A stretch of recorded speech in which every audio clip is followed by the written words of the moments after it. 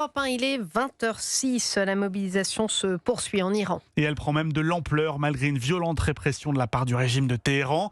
Répression vivement condamnée par l'Union européenne qui a soutenu aujourd'hui sans réserve les manifestants iraniens. Déclaration tout à l'heure faite par Ursula von der Leyen, la présidente de la Commission.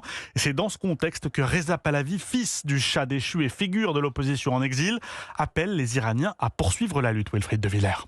Oui, depuis le début de la mobilisation, Reza Pahlavi en exil aux États-Unis donne ses consignes ou en tout cas ses recommandations, souvent très suivies dans les rangs des manifestants. Ce matin, c'est un appel à la grève nationale qu'il a lancé dans un message publié sur X, tout en exhortant à une mobilisation toujours plus forte. Notre objectif n'est plus seulement de manifester dans la rue, mais de se préparer à s'emparer des centres-villes et à les contrôler.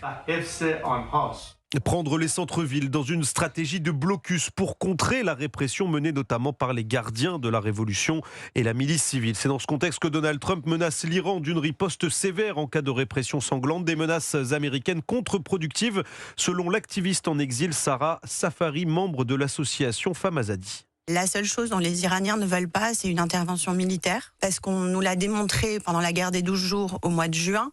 À partir du moment où ils savent qu'ils peuvent avoir quand même des bombes, même chirurgicales, c'est très compliqué pour les Iraniens de sortir et de continuer à manifester. Les informations qui parviennent d'Iran restent parcellaires alors qu'Internet est toujours complètement coupé dans le pays, shutdown depuis jeudi soir.